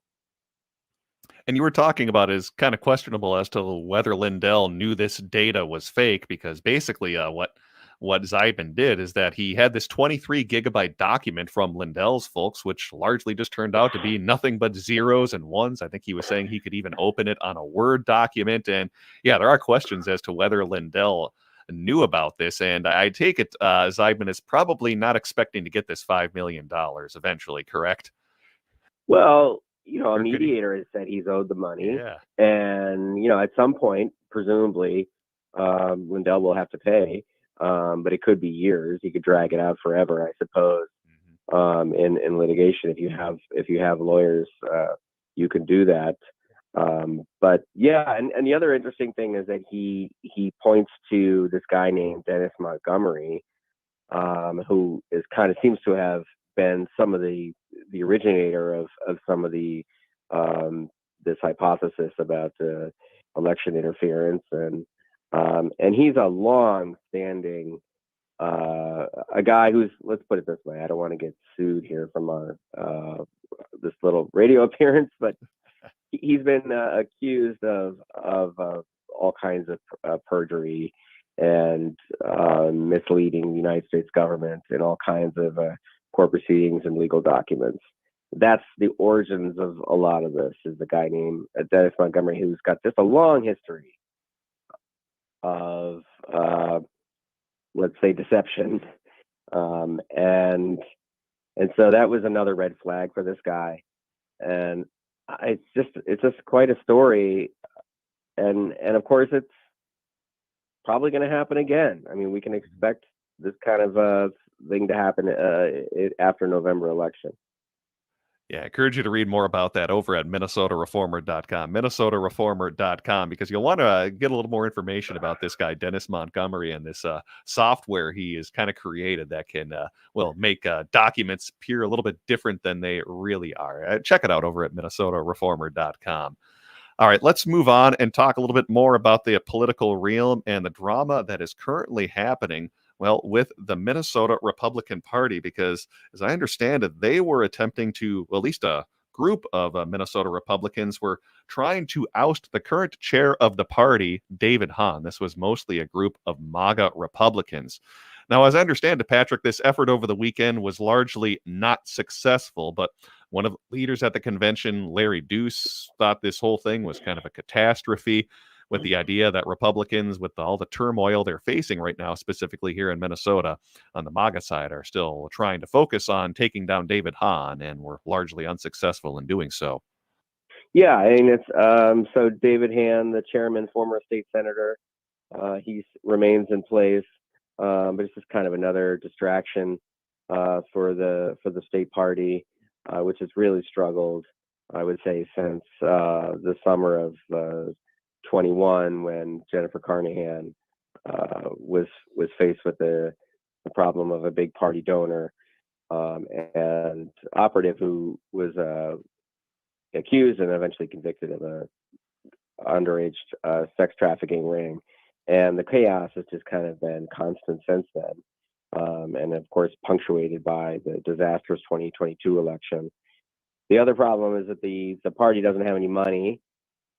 That's been true for quite some time. They were doing a little better, but I think this chaos, the bad election, donors really have to think twice. And the Republicans also have a number of legitimate kind of aligned groups like the Jobs Coalition. The Chamber of Commerce has their own political arm, and the Business Partnership. And I think donors are thinking, why wouldn't I give to one of those organizations that is run by somebody that I know and can trust, and not by this constant tomfoolery over at the state Republican Party. So the insurgency failed this weekend, but I think it is just a sign of more dysfunction. The question is, does it matter? Because the 2024 election is going to be dominated by the Trump-Biden campaign, presumably, and a lot of earned media. And do you need a functioning state party when you've got the greatest showman in recent American political history at the top of the ticket? That's the big question. But I think close elections, like in the state house, which is where in the second congressional district, these are the competitive races.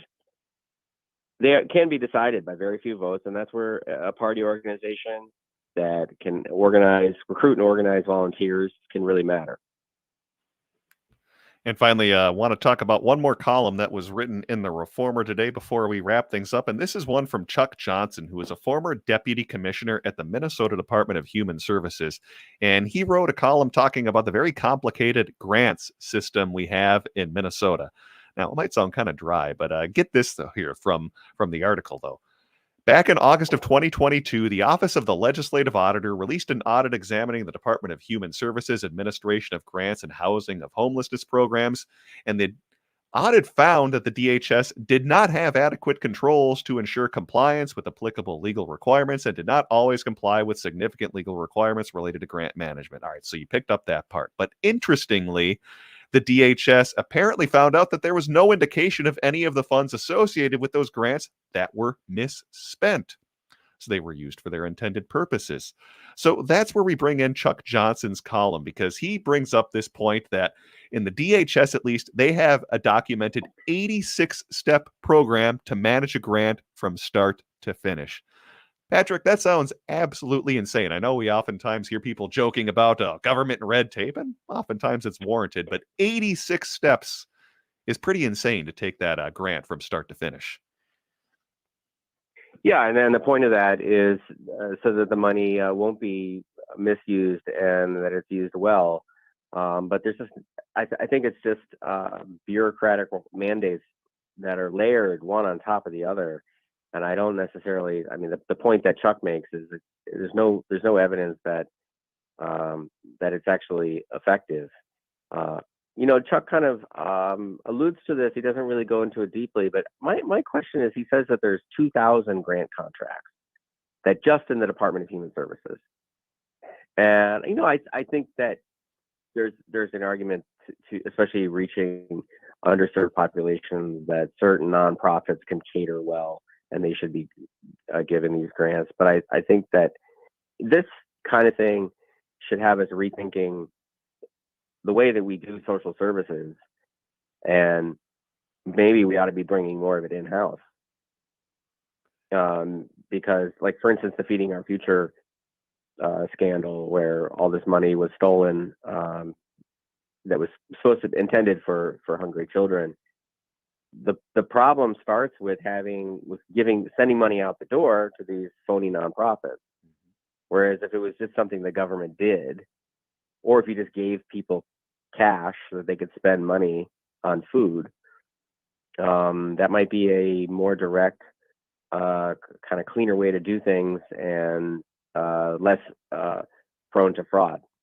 So Chuck doesn't really address that quite directly. I think it'd be interesting if he does so in the future. If he doesn't, I might in a column, because I think that's something to consider when you're giving out 2,000 grants. With all of these bureaucratic steps, it's bound to really hinder government's ability to provide the services that we want. Yeah, and sometimes there even is fraud, as we saw with the Feeding Our Future program. And you would think maybe things would just be efficient if we just handle this in-house, because, yeah, certainly all of these steps to all these controls are necessary. If you're going to be giving out government money to different organizations, you want to make sure it's well spent. But it is a good point as to whether it'd be better off just keeping it in-house and then maybe saving some of that money on the red tape, and maybe overall just having it run better by bringing it in-house. So, yeah, as you said, Chuck, and we have a good program that to feed hungry children. It's called Free School Lunch. Yeah. And it's in every public school. And we don't outsource that to some nonprofit. We just do it. And you skip a lot of this bureaucratic morass that you find with trying to manage all these grants.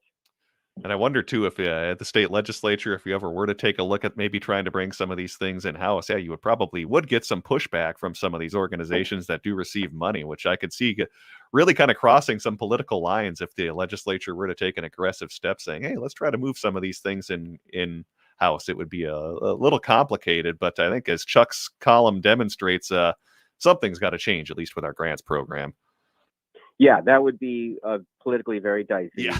Because you've got a lot of nonprofits that are aligned with, especially with the DFL. Yeah, it would be a but both parties, actually. Yeah, most certainly. Yeah. Well, make sure you check that out over at MinnesotaReformer.com, and the other articles we talked about and columns over at MinnesotaReformer.com, MinnesotaReformer.com. We have been speaking with Patrick Houlihan, who is the editor-in-chief of the Minnesota Reformer. Patrick, as always, thanks for coming on the show today. Always a pleasure. Thanks for having me. All right, let's take a break and send things back over to Matt McNeil on AM 950.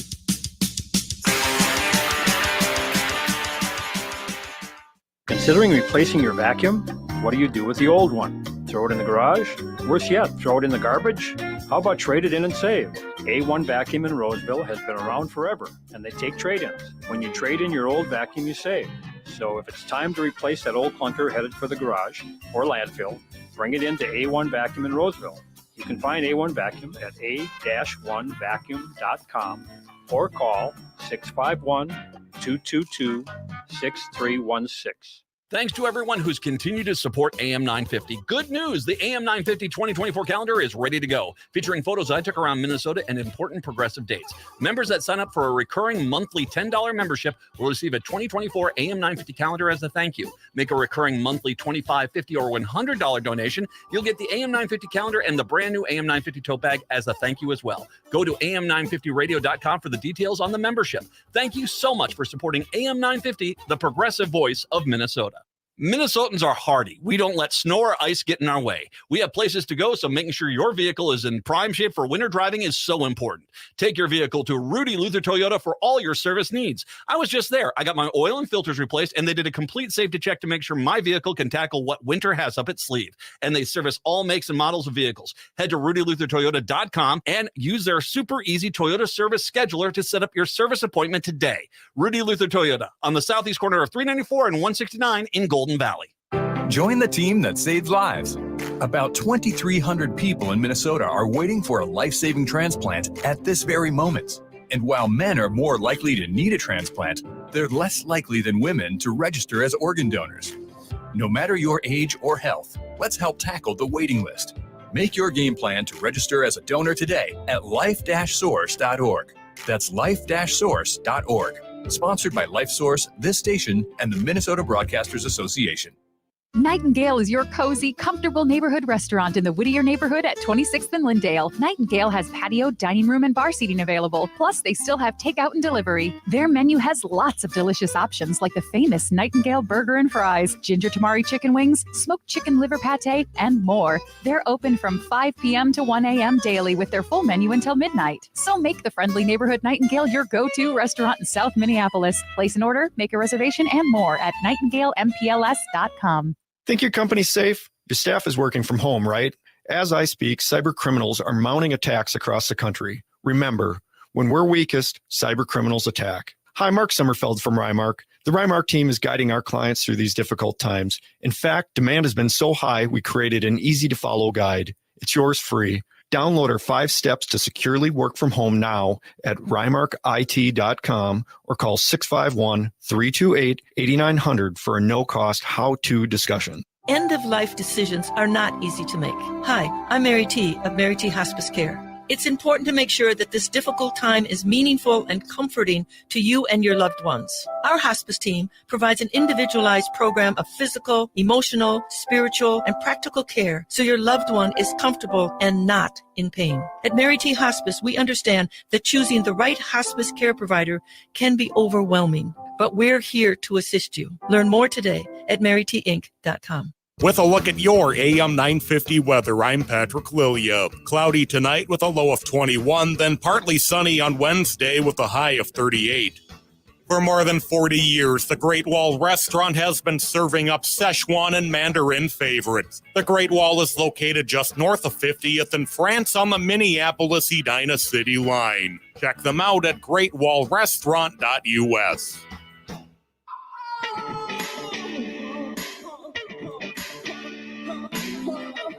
AM 950, the progressive voice of Minnesota, the Matt McNeil Show. An outstanding visit there with Patrick Hooligan and Brett, 952-946-6205. So there was a story earlier this year that was in Racket that talked about the real trials and tribulations of musicians when they're on the road.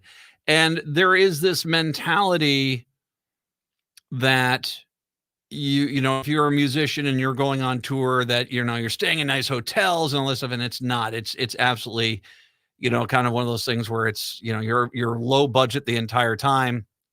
You're trying to cut costs and all these things.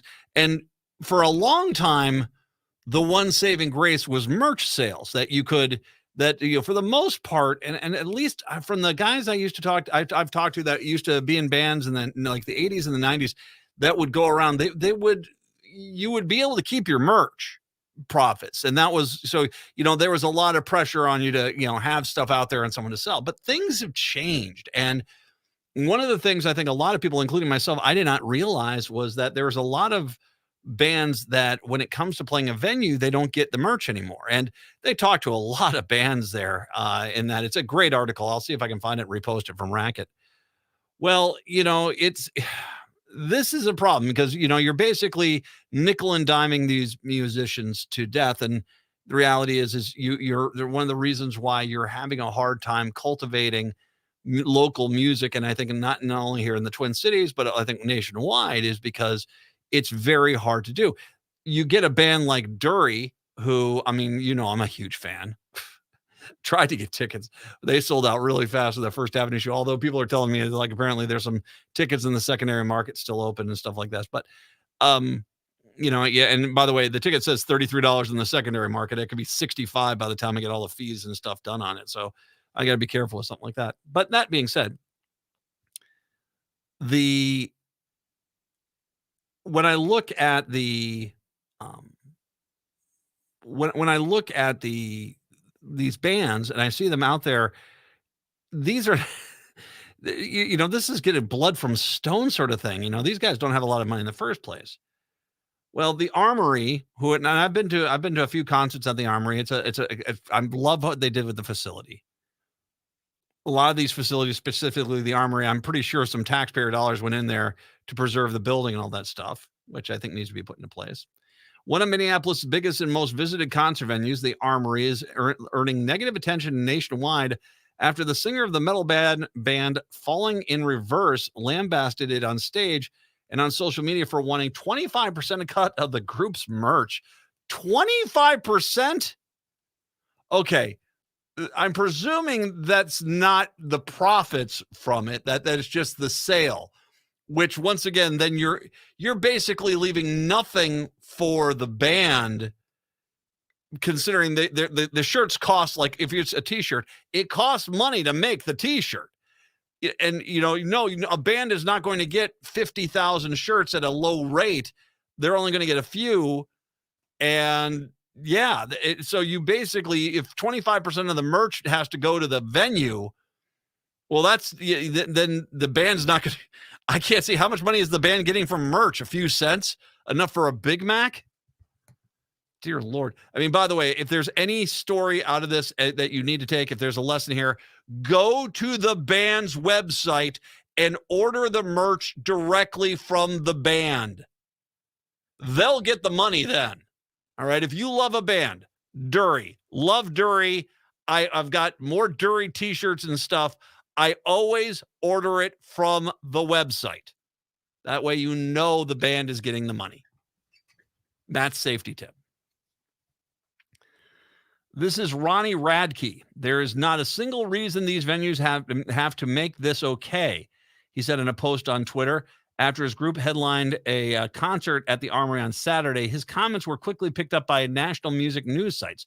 To anyone out there wondering why merch is so expensive, it's because these venues are stealing from the artists, Radke wrote. Last night, I told the Armory to go blank themselves on stage, and if any of you bands play this venue, I'd advise you to do the same. Video clips shot by audience members confirm the singer didn't seem to go blank themselves, raised his middle finger to the venue during the concert, which also featured Daughtry.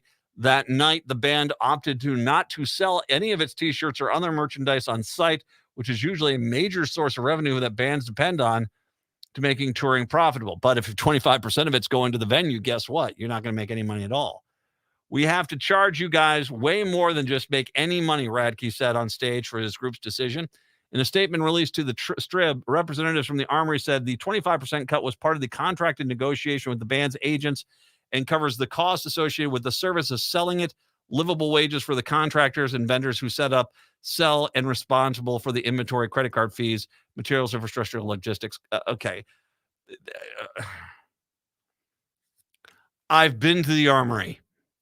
You make it sound like it's a ma and pa organization and operation where you're barely getting by. There's an old geezer in the back room and he's got a scale and he's putting the pennies on one side and we can't afford to do all this. You guys are making money. You guys are making coin. Please. If you weren't, you wouldn't be in the industry. I mean, these venues make money with these concerts. As an independent venue, we work extremely hard at keeping our deals and artists honest, fair, and transparent through the entire show process. The Armory statement reads, although we disagree with the claims made, it's not our policy to publicly comment on financial arrangements. We are very disappointed that Falling in Reverse felt mistreated, and we'll work harder to the future to ensure the situation does not happen again, a.k.a. they're not going to have them back, would be my guess. Most mid-sized to large rock venues, including Minnesota's indie powerhouse First Avenue and its associated properties, have long made it a practice to take between 10 and 20% of many of its performers' merch sales. Some venues around the county have gone as high as 40%. The tactic has been a hot topic since the concert industry roared back into business in 2021 following the COVID lockdown, which puts venues around the country in a precarious financial state along with all musicians forced on the road. In an effort to sharpen its image and look more artist-friendly, the concert industry's biggest promotions company, Live Nation, which is Ticketmaster, and they own the Twin Cities venues, the Fillmore and the Varsity, announced in September it would not take any merch sale money from the artists through the end of 2023. Live Nation has not indicated on whether it will continue that policy into the next year, though. When I was in New Orleans, I was down there and I was at Tipitina's, and I saw Rory Danger and the Danger Dangers, and I asked the guy, because I think it was like only 2 or 3 weeks earlier I'd read the story in the Racket about the merch sales, and I said, "You guys keep your merch sales?" He goes, "Yep, we do." And I was like, "Perfect, there you go." So I think, okay, so whether or not this changes, I highly doubt it. The way that venues, and whether that's a sports venue, a concert venue, a theater venue, they make money. They have to make money out of any way they can. And they will make money. I should make sure I'm very careful with this, because, it's like I said, I'm most of these venues are not exactly living check to check. How about I say it like that? But at the same time, if you are a fan of a band and a band is playing the venue, do you want to, I'm going to guarantee you it's probably going to cost you cheaper just to buy the t-shirt on the site. Now, here's the one thing. Musicians, please, if you could, put the tour shirts on your websites. Put the tour shirts out there. If you make it to where it's an exclusive shirt you could only get on tour, well, then you basically give the venue the power to abuse you. If everything that you sell is available on your website, well, you basically take that away. But, buyer beware. If you're at the concert venue and you see the t-shirt, understand that probably a good portion of that money is actually not going to be going to the artist. And whether or not the artist makes any money off that shirt, if you're a fan of that artist, don't you want them to make some money off of that? Then just go and buy it off their website. 952-946-6205, 952-946-6205. Personal responsibility. When I come on back, it's the Matt McNeil Show right here on AM 950. Hey, it's Tom. Since 2009, All Energy Solar has been providing solar energy solutions to customers. With fully licensed electricians and installers, you can be sure that your solar installation will go smoothly. The team at All Energy Solar understands that every customer is unique. They'll take the time to survey and understand your property to find a solar solution that works for you. One of the biggest advantages of going solar is the opportunity to take advantage of the many solar incentives available. But it can often be confusing to know what you're qualified for. All Energy Solar professionals will help you find out what savings you can apply for and even help with your applications. This is especially important since many rebate programs have limited capacity and are first come, first served. So it's important to have a professional on your side who will make sure you get every eligible rebate. Get a free no obligation assessment from All Energy Solar's commercial solar specialists by calling 800-620-3370 or visit allenergysolar.com. Hi, I'm Scott Shamblat from Shamblat Family Dentistry. We're the fear-free, shame-free dental office. We know dental anxiety and dental phobia are real. We'll take the time to get to know you and give you what you need to be comfortable at all times. We offer free nitrous oxide laughing gas and have high-tech options to help you feel calm and relaxed during your appointments. We'll help you get through every appointment in the most pain-free way possible. If you're having a dental emergency, we'll try and get you in the same day you call because we don't like to see anyone in pain. As my daughter Rachel says, if you don't see my dad, please see another dentist. Take care of your teeth because they're the only ones you get. This is Chad, owner of AM 950. I've been going to Shamblat Family Dentistry for years. They get me in last minute when I'm in pain and make regular checkups easy and comfortable. Shamblat Family Dentistry in Hopkins and St. Paul. Find them online at shamblatfamilydentistry.com or call 1-800-FIX-MY-TEETH.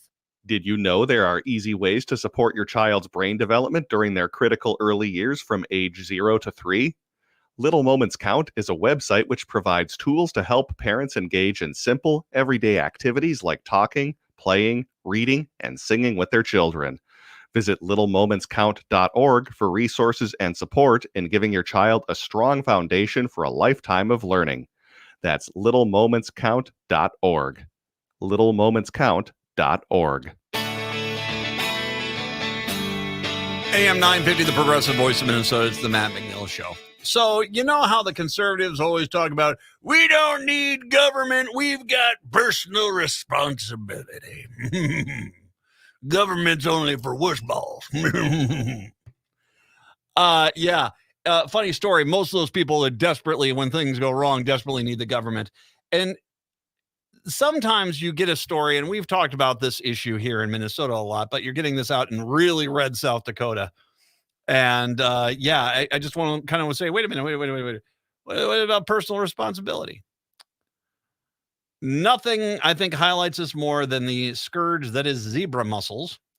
A nonprofit is launching a study of the economic impact of the zebra mussel invasion in South Dakota and accusing the state government of a lackluster response to the problem.